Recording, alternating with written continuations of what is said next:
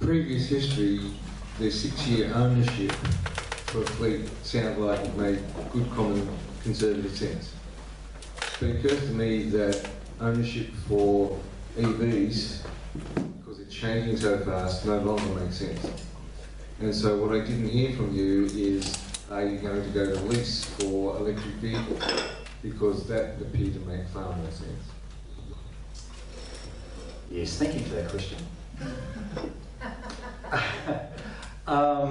You're absolutely correct, and it's it actually goes across our whole fleet. We do need to look at the replacement cycle across the board. At this point, we're not looking at leasing. It is possible that we may head towards that. There is a little reason why we buy our vehicles at this point, because they become a capital CapEx budget, and it's got to do with the tariff, because the lease becomes an operating cost. But that's not to say TasNetworks is a very fast-moving business, and they are looking at the best way to operate as well. So potentially, I'm not going to sit here and say no, we're not going to look at it. Absolutely, it could be on the cards. It's actually part of the fleet strategy that we continually monitor and look at what we do. I might add, all our private use vehicles by our managers, they're already novated leases. Yes, please. Keep in mind what I've spoken about today are purely tool of trade vehicles. They're not management vehicles by any means. I just have a quick question for Philip. When you did your working out of where the car stopped and charged, and you said, okay, it's there for an hour and it can get 2 kilowatts, did you take into consideration that a lot of the charging happens, like there's a curve to it, it's not just all at a straight line when it charges? Oh, sorry, was that you? Sorry. Sorry, Philip. But you can answer if you want. Yes. That slide I showed you with all of those different things like tyre resistance, it really is quite a complex and complete algorithm. So yes, it does include the fact that it will slow down as it gets good, yes. Although it should be pointed out that the objective is to return to base, not to recharge to full. Because we know that the car is going to be there for an hour, we know it needs 6 kilowatt hours to get back to base. So we would plan to put in, let's say, 10 kilowatt hours. That's one of the parameters we'd set. Let's put 10 kilowatt hours in. Let's not put 30 in just because we can. Sure. Yeah. I'll give you. Yeah. I hear it said that EV vehicles hold their resale value, so you get more when you sell them second hand. Is that true? And if so, why? Yeah, I think I might differ on this a bit, because we've discussed it before. So the study I did, well, you know, as we all understand, the resale value is critical to the leasing environment. So I mentioned this particular client that I work for, who sells more vehicle than anyone else in Australia at the moment. So their data on resale value is very good. They actually said they had examples where they were getting more for second-hand lease than they paid for them, okay, after 50,000 kilometres. And they said for a while they had a similar thing with the PHEV Mitsubishi Outlanders. And basically the question, and Bede and I have discussed this, is for how long that will occur. And really what we think is going on there is that, you know, these are markets where the supply is constrained. People want new vehicles, they can't get them. So they are paying more than they probably should to get them in the second-hand market. From a lease manager's point of view, that's jam. Okay, I mean, these are free vehicles basically that you're running. Okay, but the question is, can we rely on that being the experience in the future? And it may be distinct by market too. We're not talking about Tasmania here, and so, you know, the nature of the demand and the market for electric vehicles is probably different around Australia. In the bigger cities, there's probably a bigger pool of people wanting to buy these things, I imagine. But look, so if anything, it's absolutely clear to me that the residual value issue has worked in favour of leasing these vehicles to date, and probably given that, as we're all saying during this conference, we're still waiting for kind of mainstream, large volume, affordable EVs, those tight conditions are probably going to persist for quite a while yet. But I know you might have a slightly different view. Yeah, I do. I don't know where the data that you got came from. What I can tell you is that the way we work is we're driven firstly by Munich, which consolidates all residual values throughout Europe. So that gives us a substantial pool of expectation as to what should happen.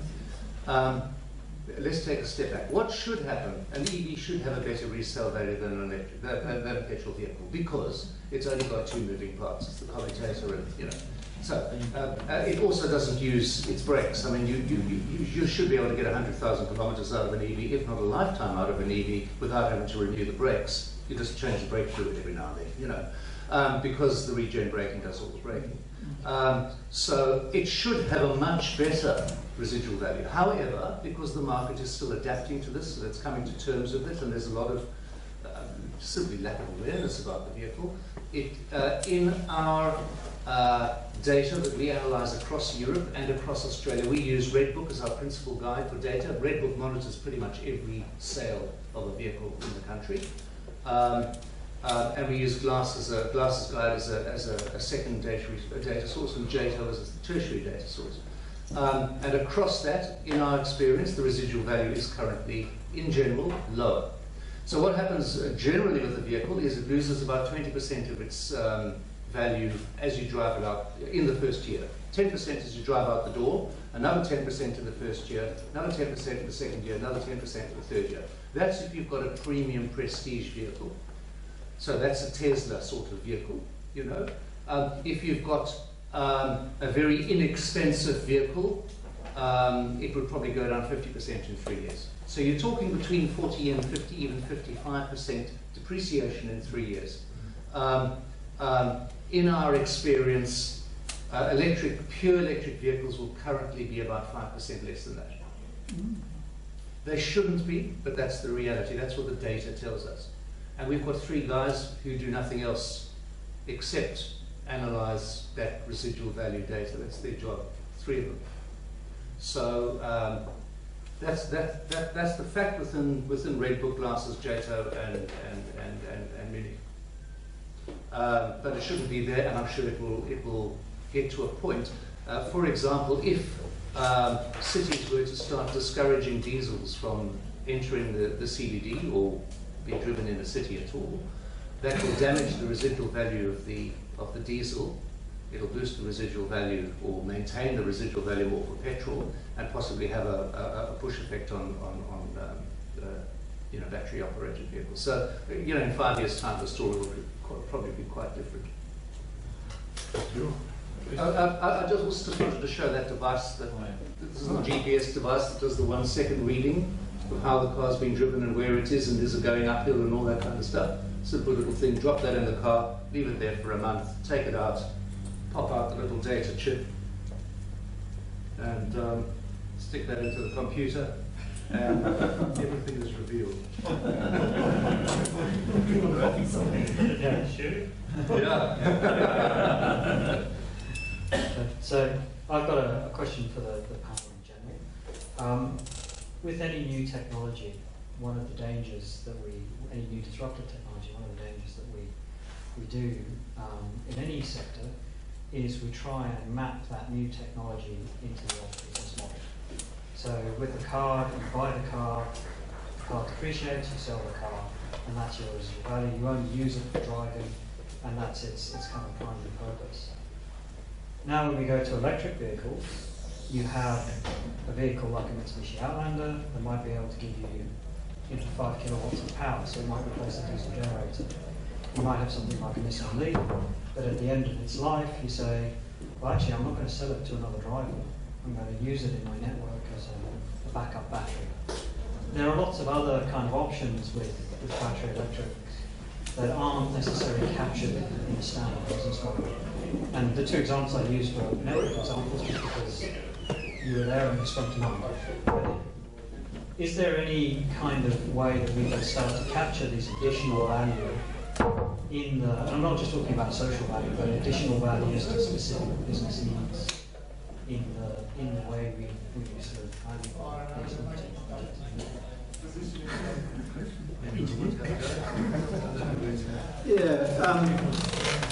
So Jack Gilding and I did another study for the New South Wales Department of Industry, and Clive, standing over there, looking exactly at that question. Which is not published yet, it should be published. We call something like EV disruption. That's the primary thing. And indeed, what we focused on mostly is disruption to and innovation in business models. Not really technologies or markets, but business models. So that'll be coming out. Hopefully you'll be able to read it all. But what we found, we looked at barriers to new business models enabled by the electric vehicle ecosystem. And really, we didn't find that many, to be honest. And we saw a lot of innovation and not that many barriers. The conventional barriers, we've heard about ADRs, you know, and barriers to imports and things like that. We looked pretty carefully at some potential barriers around, well, we looked at the charging protocols, but we won't go there right now, we heard about that this morning, and things to do with the national electricity market, where there are some barriers, but not too ridiculous. Overall, I think our assessment was there's more good news than bad, and sure there'll be some disruption to the ICE vehicle, the ICE vehicle business models. But they will be more than compensated by new business models coming in. Probably a long conversation after that. I was going to refer to you. On behalf of Bevan, look, that question was inadvertently answered as an example that Rob Manson gave yesterday afternoon. He sort of mentioned the additional value stream that could be gained by an employee at work charging his car from solar panels that the employer has put on to reduce their own electricity costs, but rather than exporting excess solar energy out to the grid, actually charging employee's car, and then the employee pays the employer for that. The employee then drives home and offsets by discharging them back into his house. Offsets his own electricity usage. So, buy at a cheap rate from my employer, but offset a larger cost of electricity when I get home, and that's at a time that the network is heavily loaded as well. That's just, and that's not mine. That was Rob's example. These things will evolve like all new technologies over time. Probably one of the reasons people always apply old business models is because we don't have crystal balls and we just can't foresee the new uses until someone stumbles across them. Won't the tax department have fun adopting that as a fringe benefit? I was going to pass this on to another questioner unless any other panel members wanted to add anything in response. I think the crowd is beating the door at the moment. Right, okay. We might just take it to another couple of questions, and we've all got to come together for a review session in plenary. So we'll give a few minutes for that to happen. What do you want us to call it? Wrap up. It's Yep. Okay. Thank you very much. I just want to give some quick thanks to each of our presenters this afternoon.